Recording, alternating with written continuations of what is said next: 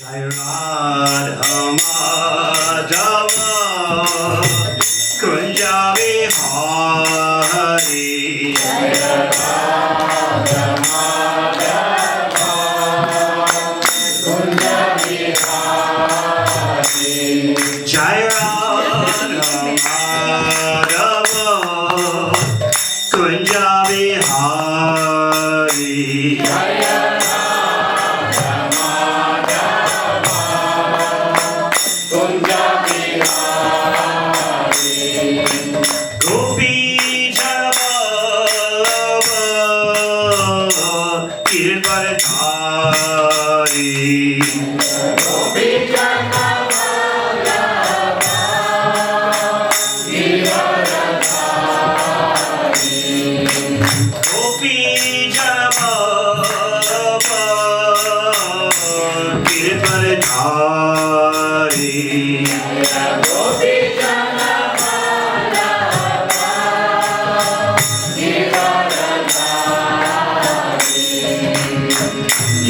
Yashodanandana Prajajana Ranjana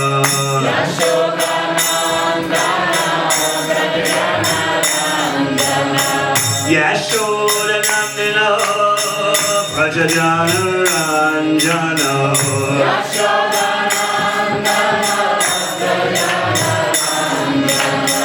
Jamuna Tira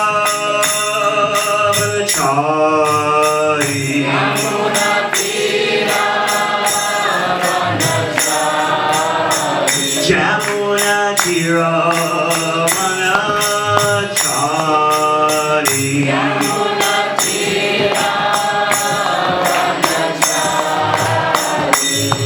Jai Radha Madhava Kunja Vihari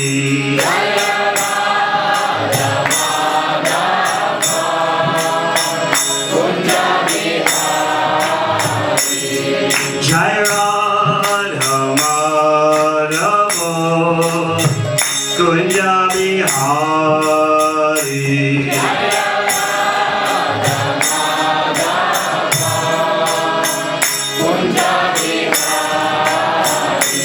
Jaya Gopi Janavallabha Nirvadhari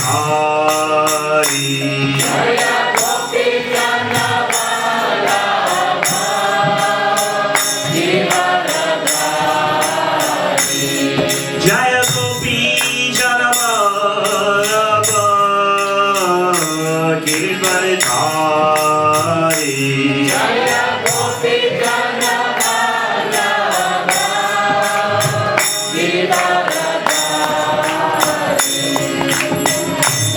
Yashodanandana Prajajana Ranjana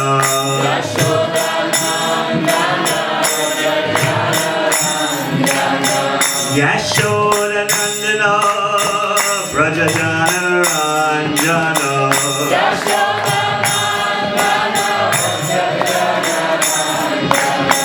Jamuna Tira Manachari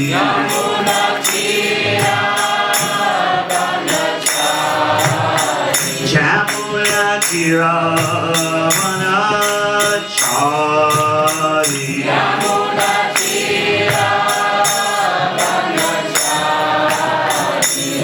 Jai Radha Madhava Kunja Vihari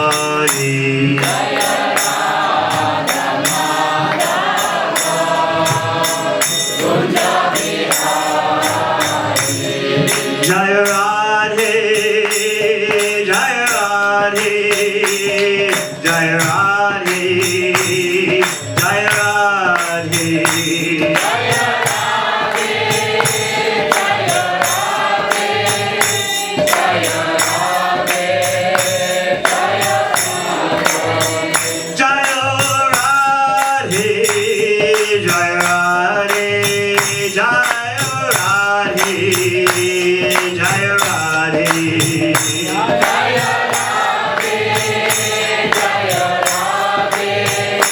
Jaya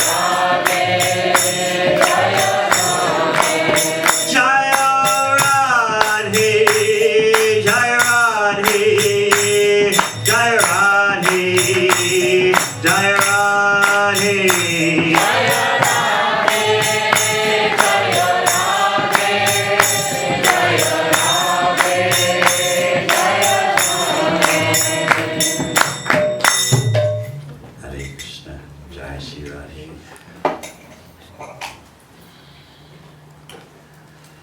Tapta Kanchana Gaurange Radhe Vrindavaneshwari Rishabhanu Sutadevi Pranamami Hari Priye.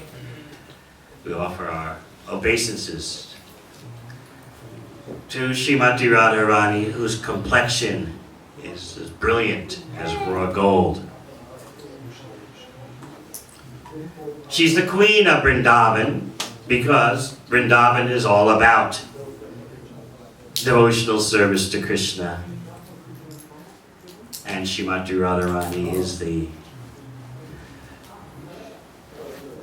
she's the president of devotional service to Krishna. She's in charge of that category due to her super excellent qualifications in loving Krishna.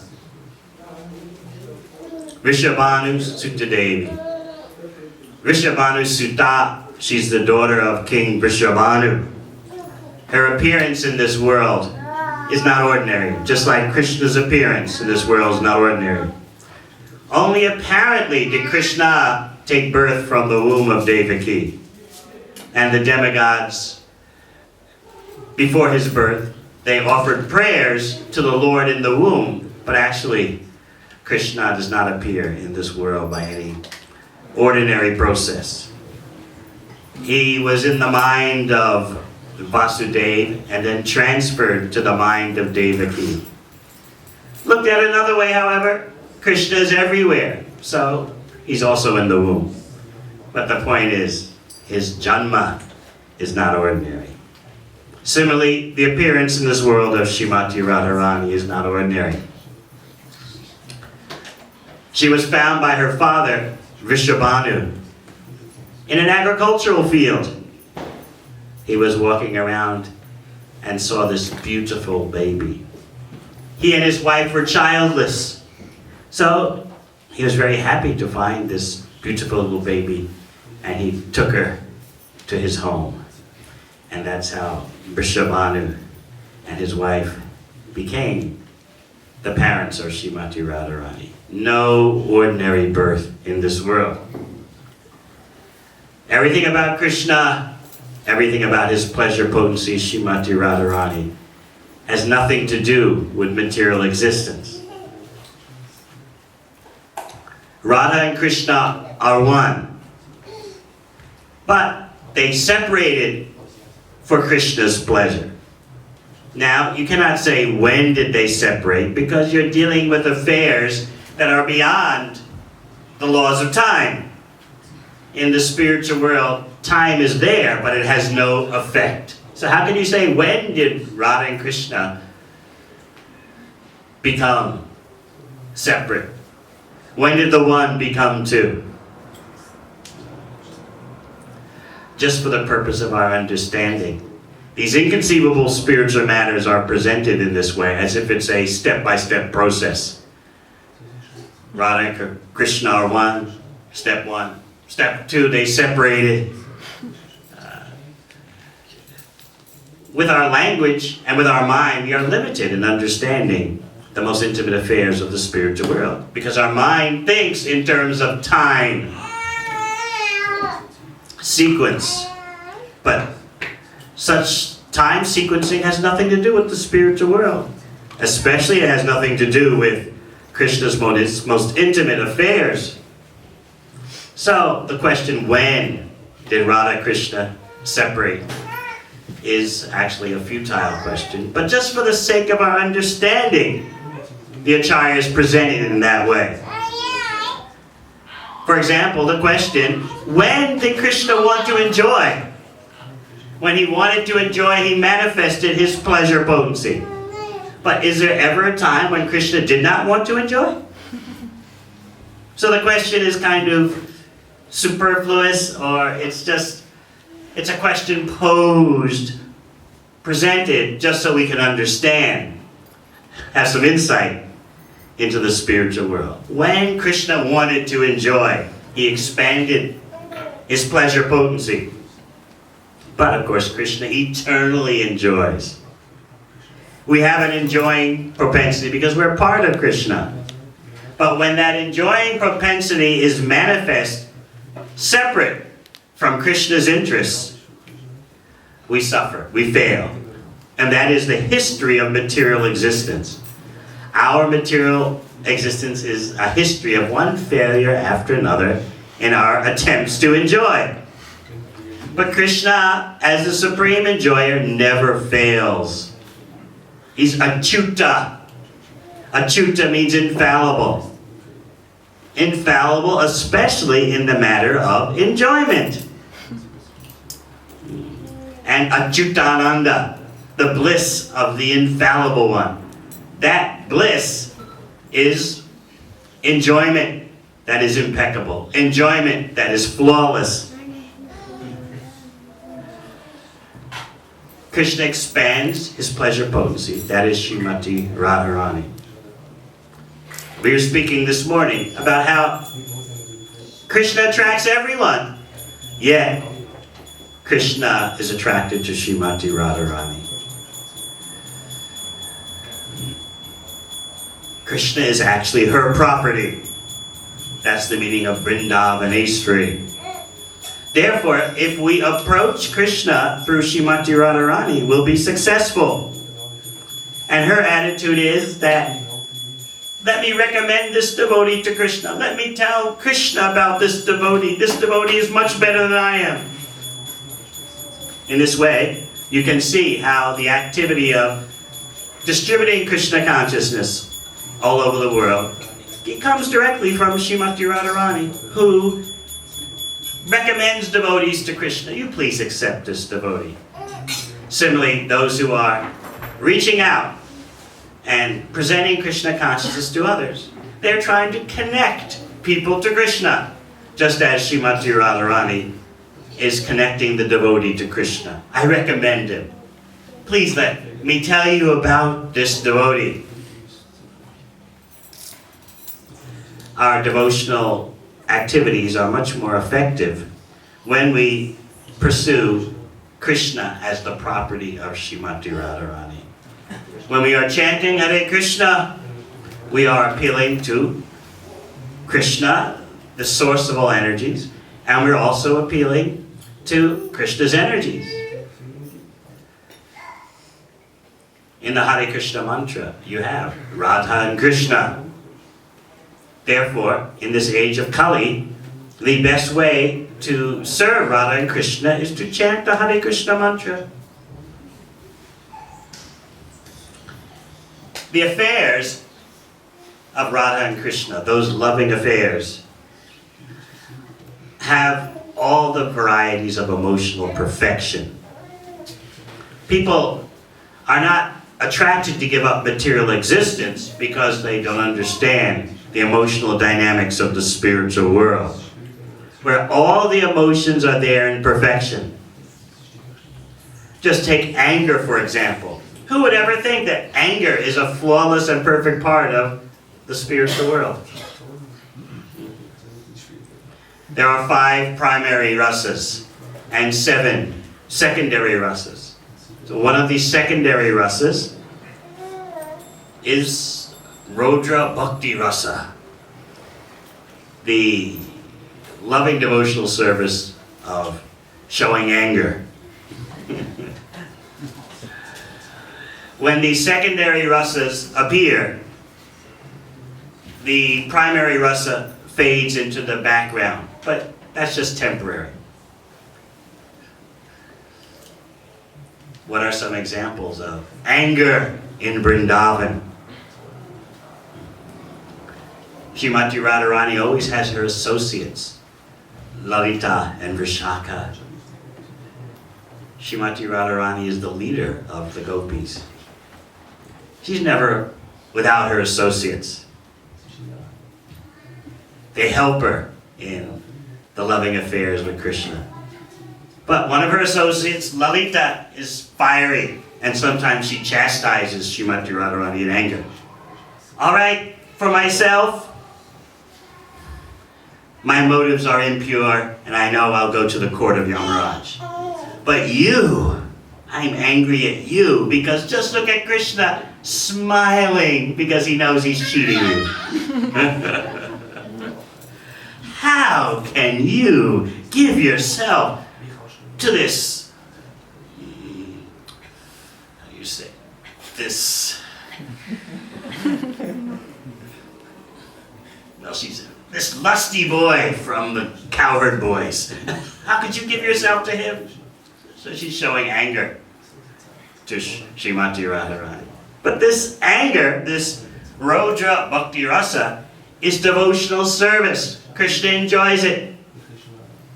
He enjoys when his consorts are angry with him. He enjoys the beauty of the anger on their face.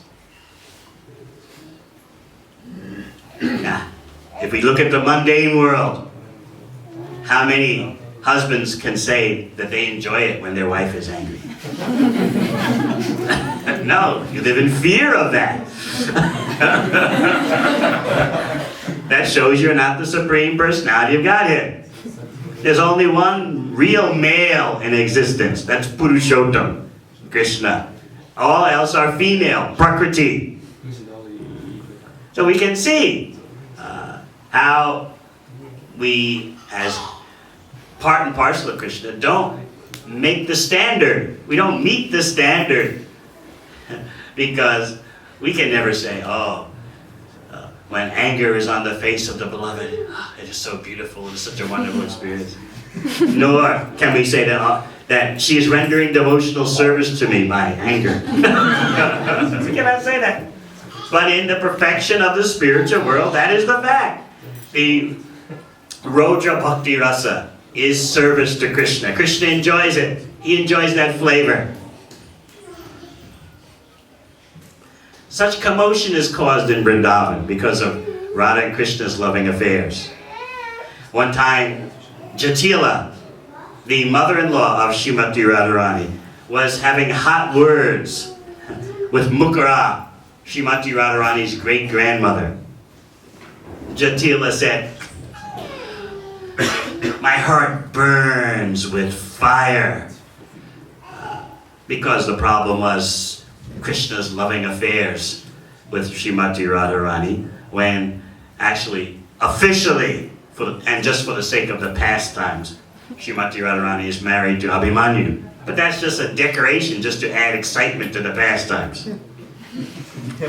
So, Srimati Radharani's mother-in-law, Abhimanyu's mother, Jatila, she's talking to Srimati Radharani's great-grandmother. My heart burns with anger. And Mukara replies, "You're talking about your heart burning with anger. Well, right now, your words are giving me a headache. Because you cannot come up with one piece of evidence that Radharani has been with Krishna. You cannot come up with any evidence whatsoever. It's all false accusations. Therefore, you say your heart's burning, I say I have a headache." They were speaking angry words. But Krishna enjoys all these affairs. Another time, Purnamasi, Srimati Radharani's mother, was angrily accusing her daughter. "Oh, you're always going to be with Krishna, causing such a scandal in the village." And Srimati Radharani, she's not a passive gopi. She's a left-wing gopi, which means she can be very unsubmissive and she can show some defiance. So she was expressing herself angrily to her mother. "How can you accuse me of wrongdoing? Let me tell you what happens when I walk on the street. Then Krishna suddenly attacks me. What can I do?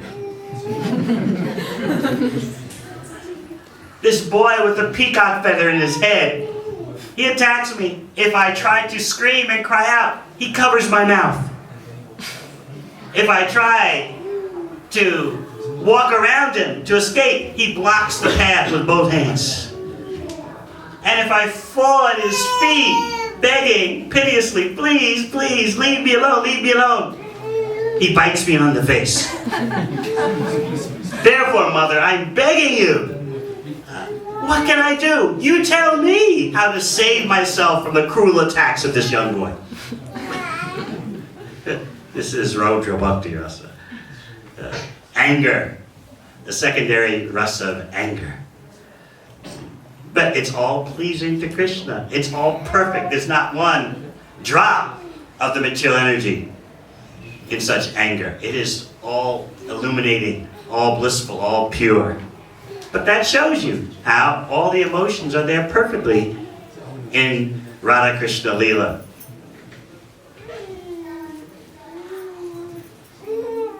We want to become recommended by Srimati Radharani to Krishna. In one of Srila Prabhupada's prayers that he wrote on the way to America while aboard the ship Jaladuta, he announced, I say to you, O brothers, you will not attain your good fortune until Srimati Radharani is kind upon you, is pleased upon you. You'll not attain your good fortune. So a devotee is always seeking to do service so that Radharani will tell Krishna about the devotee. That is the secret of bhakti. Krishna is the property of someone else. Sometimes Vrindavaneshwari refers to Mother Yashoda, but most intimately Vrindavaneshwari refers to Srimati Radharani, because even Krishna comes under her control. You cannot separate Radha and Krishna, just like you cannot separate fire and heat, or fire and light. The fire and heat and light are inextricably bound together. Krishna is always with his energies. He's never alone.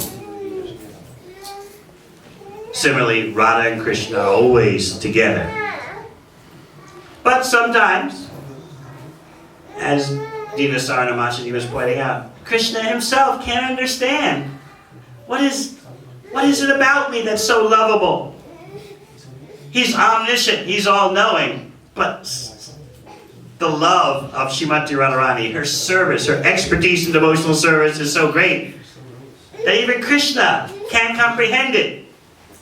But then he does comprehend it. He comes as Sri Chaitanya Mahaprabhu, Krishna in the mood of Srimati Radharani. He so much takes on the mood of Srimati Radharani that he has a golden complexion. Therefore he's known as Gaur Hari, Golden Hari, Gaur Sundar, beautiful golden one. That golden complexion of Lord Chaitanya is because he has so much absorbed the mood and emotions of Srimati Radharani. In the heart of Lord Chaitanya are the emotions of Srimati Radharani. That's how much Krishna is overwhelmed by her love and service. He wants to find out, what is it like? What is she feeling? What is her position like? Today on Radhastami, let us pray to the Lord that some or other we can do some service that will capture Krishna's attention, and then our life will be successful. We may think ourselves to be unqualified and fallen, but if Srimati Radharani recommends you, Krishna will accept you. That doesn't mean you should go out of your way to be fallen and unqualified. But a humble devotee thinks, I have no qualification.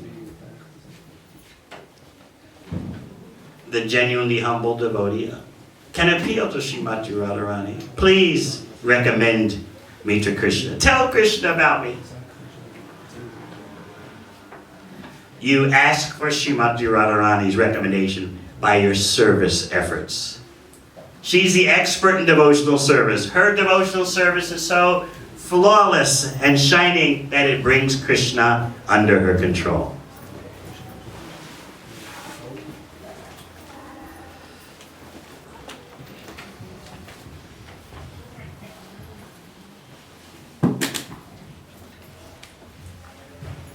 The highest experience in Bhakti Yoga is not meeting Krishna, it's separation from Krishna.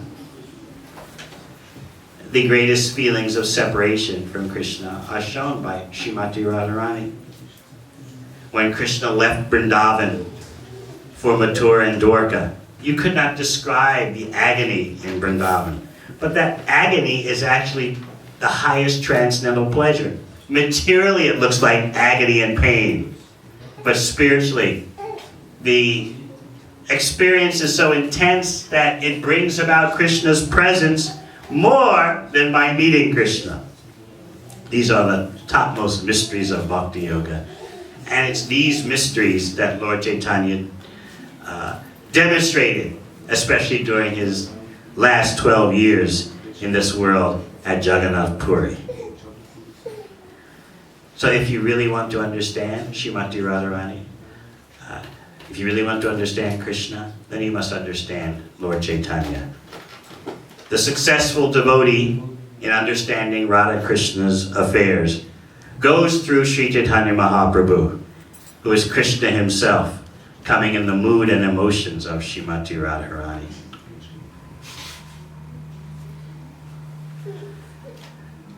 So we'll stop here and ask, maybe someone has some questions. This Radha Krishna Leela is very difficult to understand. It cannot be understood intellectually. It can only be understood by a service attitude.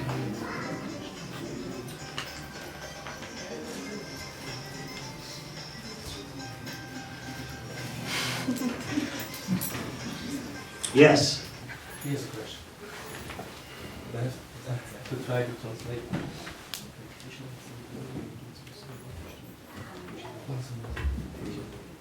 So Krishna manifested his inner energy outside, eternal. Outside where? He manifested his inner energy outside. For Krishna, there's no inside or outside. For you, there's inside and outside, not for Krishna. Inside is Krishna, outside is Krishna. Thank you, kids. You want to understand more? Then you be a bhakta, you engage in bhakti, devotional service. Today is the special day for the bhaktas. For those engaged in devotional service. Anything else? Yes? So, in one sense we say Krishna and Radha never can be separated, and then we say there is separation. So these different leelas happen simultaneously on different levels at the same time. There's no time. Time has no effect in the spiritual world. But our language is bound by time. Lord Chaitanya is eternal. He's Radha and Krishna together. He's eternal. So all those leelas happen simultaneously. There's no time that affects Leelas.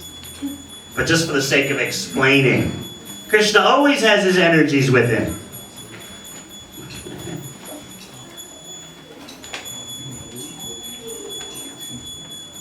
It's hard to understand because we're used to thinking in terms of sequencing. Step 1, step 2, step 3.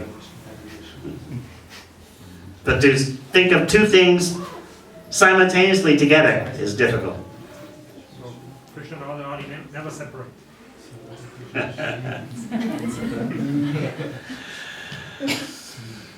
Actually, it's impossible for Krishna to be without Srimati Radharani and Srimati Radharani to be without Krishna. That's why we don't make pictures of Srimati Radharani alone. We don't make paintings of Srimati Radharani alone because Krishna is always there. Either in the manifest pastimes or the unmanifest pastimes. For example, Krishna never actually leaves Vrindavan. He's actually there more present after he so-called leaves, because it's the ecstasy of meeting Krishna through separation. It's all inconceivable subject matter. I can see your brain is whirling. Maharaj, Yes. there is Radharani in Jagannath, like on our deities, there is Jagannath, Baladev, Subhadra. Where can we see Radharani there? Lord Chaitanya gazes upon Lord Jagannath with the mood of Srimati Radharani.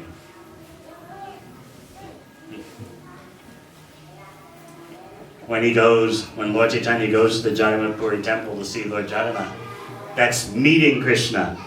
And at night when he's in his private quarters, he's feeling separation from Krishna. He has the mood of Srimati Radharani, feeling separation from Krishna. So that's when Chaitanya Mahaprabhu goes to the Puri temple, that's meeting Krishna. But he's thinking, where is the son of Maharaj Nanda? He doesn't want to see Krishna in opulence. He wants to see Krishna, that Krishna who's on the bank of the Jamuna River. So then you have the Rath Yatra ceremony of Srimati Radharani dragging Krishna back to Vrindavan. So it's all interlinked. It's just today we gave an example of anger and perfect love of Krishna.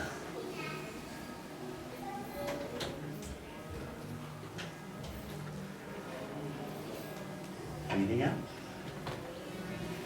One more question. Yeah. Does Radharani and Krishna also take birth in Goloka Vrindavan, in the spiritual world, or does this only happen here in this world? Only in this world. Only in this world. Yes. Krishna enjoys preaching only in the material world because it can't go on in the spiritual world. And his childhood pastimes are only shown in the material world. But for Krishna, there's no material world. It's all his energy. The material world is for us. It's not for him. For him, it's all his spiritual energy. But for us, the spiritual energy acts like it's material because we've forgotten its connection to Krishna. And that way, the observer influences what is observed.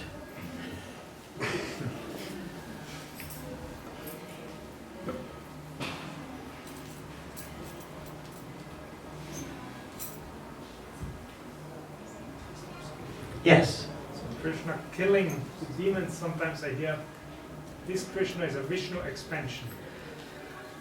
The demons in Vrindavan that are killed by Krishna are actually killed by the Vasudeva expansion within Krishna. Because Krishna is Sarva Karna Karanam. He's the cause of all incarnations. So with him are all the incarnations.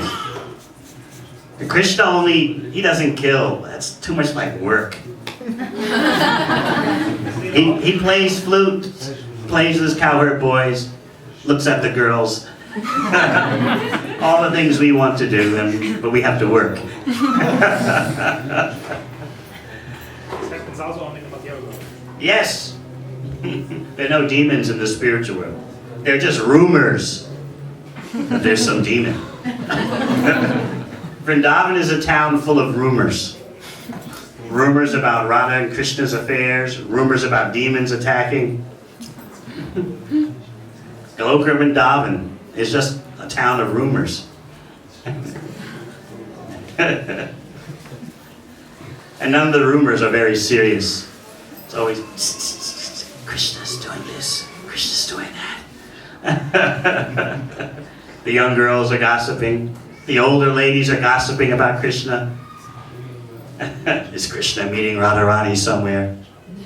Once Jatila, with anger, she scolded. I see the covering cloth of my daughter it's on Krishna. Now, who can dare defend Krishna's innocence? I see it. Her top cloth is on Krishna's shoulder. What can you say about that? She began to announce to all the residents of Vrindavan, just see the nature of Krishna. Now, do you have the evidence? Do you see? Again, this is anger and perfect love of Krishna. This is all for Krishna's pleasure. It is difficult to understand, yes? How it could all be for Krishna's pleasure? Did you ever have the experience of some girls fighting over you? No comment. Your wife is here. But it is a great boost to the male ego. Oh, they're fighting over me. That's because we're part of Krishna. Actually, all of Krishna's associates are his energy. Therefore, you cannot say they belong to someone else. But just to add flavor to the pastimes, they seem to belong to someone else, to make life exciting. But everything is Krishna's energy. Yes? This morning you mentioned that everything in Vrindavan is a person, Yes. and you said that even the Brahman is a person. In Vaikuntha, the impersonal Brahman is there. Yeah. I As a thought- person. Yeah, as a person. Do you know what's the name of that person?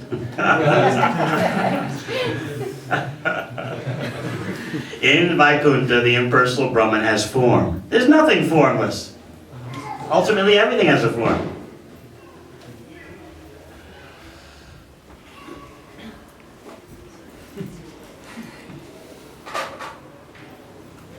The main thing we want to focus on today is we want to do some service so that Srimati Radharani will recommend us to Krishna. If you want to understand the inconceivable pastimes of Krishna, you can only do that through devotional service and the mercy of the devotees.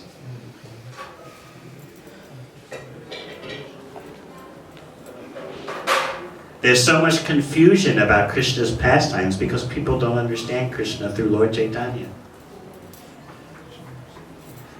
When you go to India, for example, you'll find that people make the mistake of saying an ordinary person is God, and then they'll say that God, Krishna, is an ordinary person. This is the problem because of lack of proper training, not hearing about Krishna through authorized sources. And that way, any ordinary person can be treated as an incarnation, and the actual Supreme Personality of God is considered ordinary because of his pastimes. This is the problem. Bhakti is very authorized. There's an authorized way how to understand Krishna.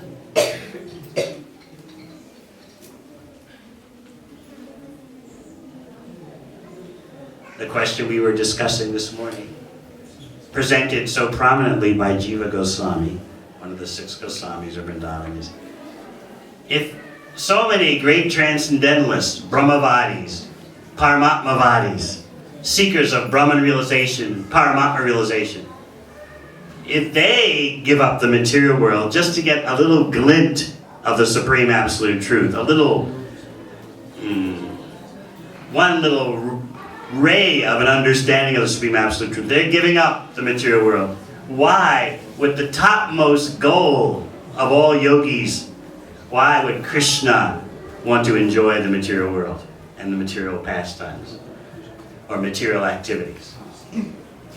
Impossible. It's not simply the devotees who give up the material world, but even those pursuing impersonal Brahman, even those pursuing supersoul realization, they give up this world. So then why should Krishna, who's the topmost goal of the topmost yogis, why would he want to enjoy ordinary material affairs? So this logic is very powerfully presented by Jiva Goswami.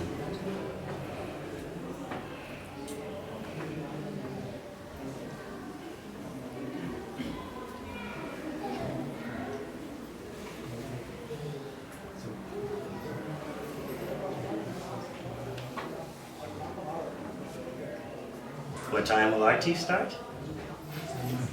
It's too late. It's going to be late. So do you want to read your 25 qualities of Srimati Radharani? Yeah, before I would like to have a question. Like for example, you said just a minute ago that in Vrindavan it's full of rumors of demons, rumors of Goloka Vrindavan, Goloka, you know, especially. what Krishna is doing or may not be doing with Radharani and all these things. Now, if we consider that here we are, devotees, trying to be engaged in devotional service, trying to give up this whole material happening, and this, somehow like this Prabhu here, each one of us is trying to understand, trying to imagine something, some point of where we can hold on to and imagine this is what I'm doing this all for, right? Because we are conditioned by our material conditioning. And then to hear that we are doing all this and for an abode where everything is just rumors, it's like kind of... The rumors are Krishna Katha. Yeah. The rumors are the perfection of talking. Krishna's doing this. Did you hear? Krishna's doing that. So this is the perfect example how all this has nothing to do with material affairs, because there's nothing, absolutely nothing to hold on to, nothing to, as you say, we're just doing this just to hear about Krishna. Talking about Krishna, hearing about Krishna, that is the topmost yoga activity. There's never anything ordinary about talking about Krishna. So a devotee prays, let me always be in the association of those who are talking about Krishna.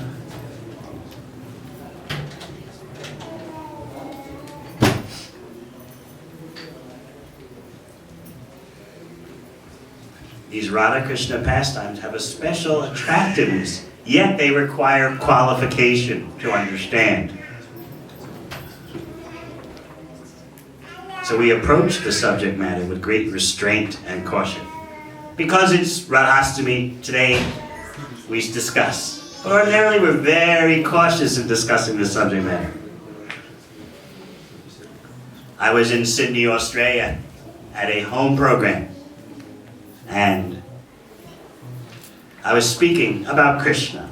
Certainly not what I was saying today, because it's an introductory program at someone's home. So I was speaking about Krishna, the Supreme Personality of Godhead. And right in the middle of my presentation, one man interrupted me. Stop, stop, you don't know Krishna. We know who Krishna is, you don't know. Krishna is a liar, he's a cheater, he dances with others' wives, he caused the battle of Kurukshetra. You don't know, but we know who Krishna is. I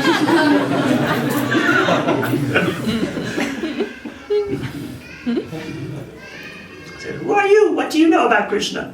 He went on and on. I'm from Calcutta, I know everything about Krishna. He's a liar, he's a cheat. He causes wars. And you're talking about him? You're presenting him as a Supreme Personality God? So what could I do? I could not just be quiet because he's offending Krishna in public. I wasn't going to leave because of such offenses. So I had to deal with the situation. So I had to explain in the presence of everyone so they would understand how Krishna is not ordinary and his activities are not ordinary. So this misunderstanding is quite common. He's dancing with others' wives. So I pointed out, the truth is not that Krishna is dancing with others' wives. You are dancing with someone else's wife because your wife belongs to Krishna.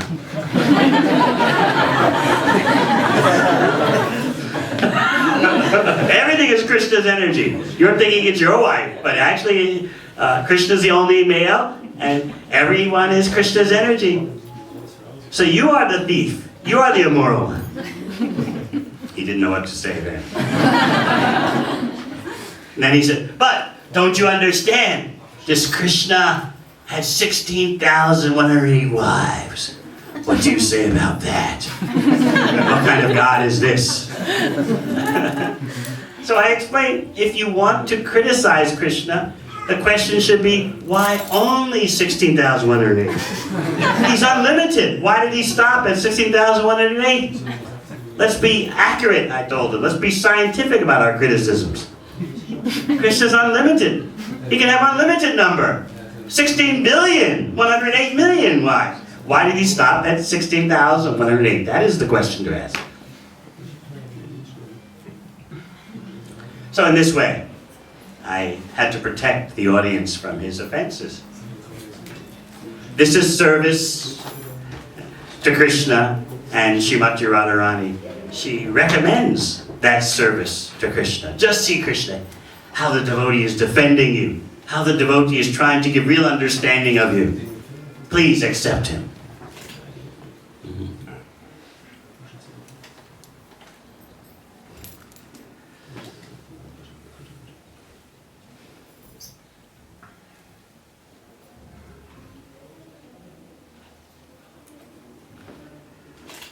As I did this morning, I recommend that anyone wanting to understand Radha Krishna pastimes, you read Nectar of Devotion.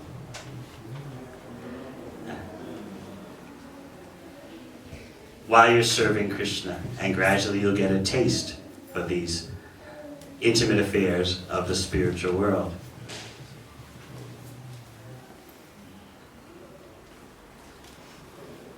Another time, Srimati Radharani was angry at Krishna because Krishna was neglecting her, or he was paying attention to some other gopis. So, seeing that she was angry with Krishna, Krishna himself came and appealed to her. Still, she did not change. Krishna even fell at her feet, putting his head on her feet. Still, her anger would not subside. So another gopi became angry. How can you ignore Krishna when he is laying there at your feet with his peacock feather touching your feet? The peacock feather on his head is touching your feet and you're ignoring him. How can you be so dissatisfied and angry? But all those exchanges are simply for Krishna's pleasure. All the flavors, the rasas, are simply for Krishna's enjoyment. That is the nature of Vrindavan. The full emotional spectrum, all for Krishna's pleasure.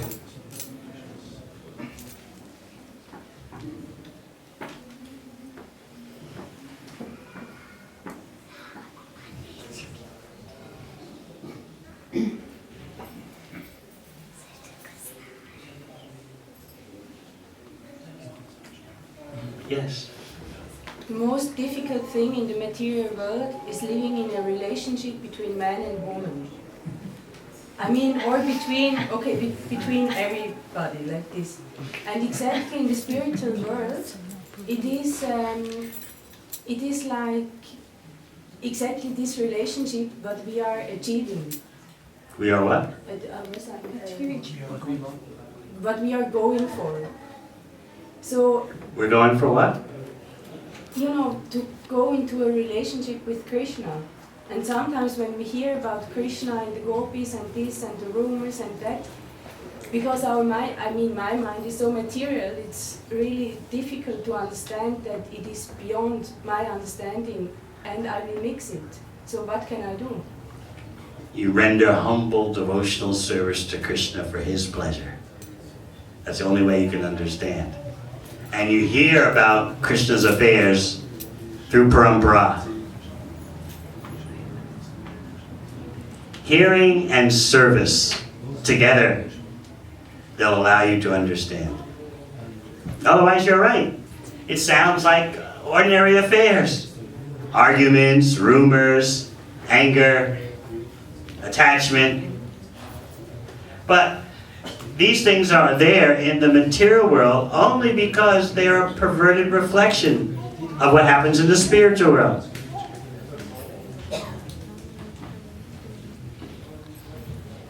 Krishna is the supreme enjoyer because his loving affairs are flawless, perfect.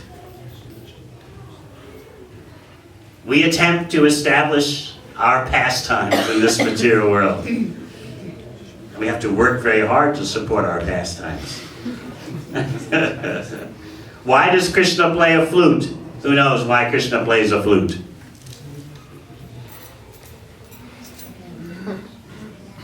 No one knows why Krishna plays a flute? To attract gopinis.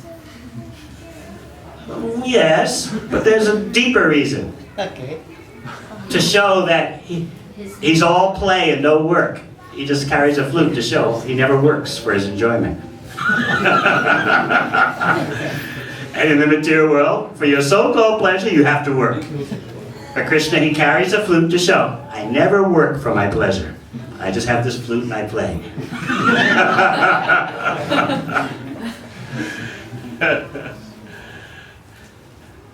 And of course, yes, with that flute, he steals the minds and hearts of the gopis.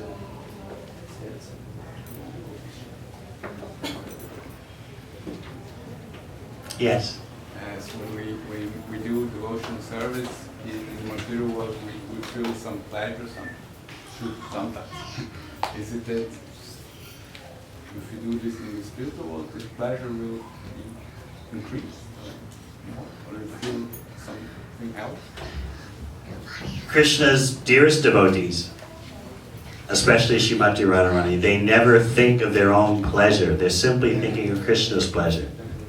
By their beauty, which is unparalleled, they worship Krishna just by their being beautiful. They're not beautiful just for the sake of their own beauty. They are beautiful for Krishna's pleasure. So by their personal beauty, they are directly worshiping Krishna. The way they dress, the way their hair is, the way they put on jewelry is simply to make Krishna happy. No false ego. It's simply real ego. Real ego means how to serve Krishna, how to give Krishna pleasure.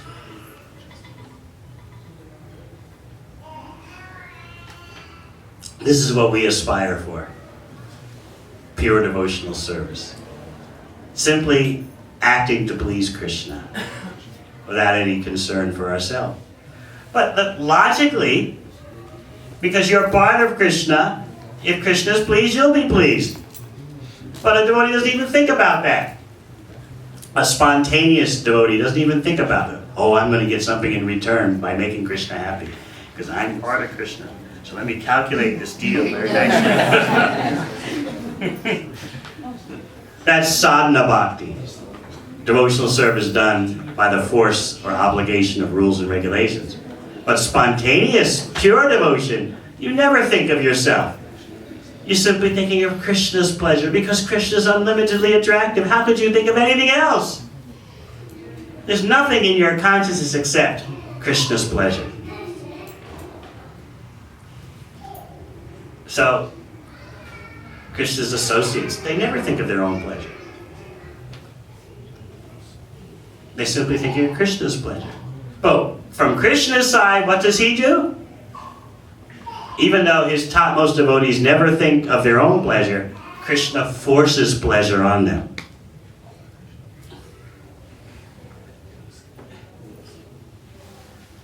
This is the mystery of the spiritual world. We're really hung up on getting our own pleasure. But that attitude is totally missing in the spiritual world, in Krishna's loving affairs. That's why you can read in Chaitanya Charitamrita that Srimati Radharani tells Krishna that if my unhappiness makes you happy, I won't call it my unhappiness. I'll call it my happiness. Think about that. Have you ever said that to someone in the material world? Has someone ever said that to you in the material world? If my unhappiness makes you happy, I won't call it my unhappiness. I'll call it my happiness. This is pure devotion. Yes, very high. It is the highest thing. But that is what Lord Chaitanya came to freely give. When you talk about the flood of love of God, you're talking about the flood of pure devotional service.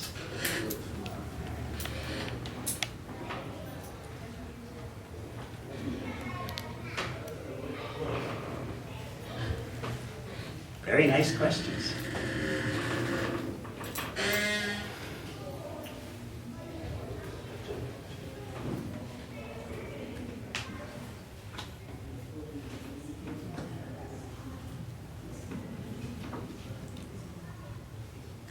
In Bhagavad Gita, you know the verse, Mahatmanas tumam partha daivim prakritam ashrita. The Mahatmas, they are working under the direction of the divine potency. Daivim Prakritimashrita. That Daivi Prakriti, that is Srimati Radharani. That's what that verse means. The great souls, they're not working under the direction of the material energy. They're working under the direction of Krishna's internal potency. And that internal potency is presided over by Srimati Radharani. She is perfectly qualified to please Krishna.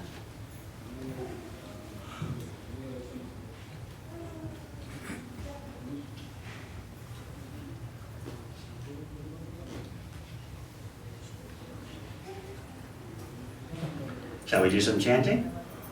Yes. Oh, you are there. Oh, he fooled me. I was wondering. This temple president is very tricky.